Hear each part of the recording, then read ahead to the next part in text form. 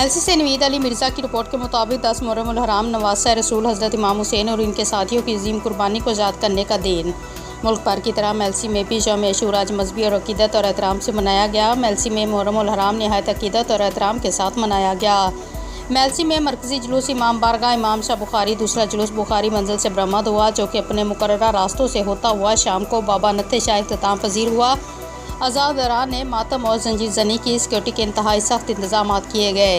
मुहर्रम हराम की सिक्योरिटी पर पुलिस अफसरान और एहलकारान अपनी ड्यूटियां सर अंजाम देगी और 1122 के साथ एम्बुलेंस भी मौजूद थी। जदीद ड्रोन्स कैमरों से जुलूसों की मॉनिटरिंग की गई, जबकि शहर और गिरदोनवा में मोबाइल फ़ोन सर्विस बंद रहेगी।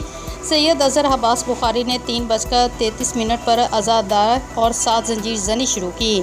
दूसरी तरफ अंजुमन हुसैनिया की तरफ से थाना बाजार से जुलूस बरामद हुआ, जो कायदे आज़म रोड और थाना बाजार से होता हुआ फिदा चौक में इख्तिताम पजीर हुआ।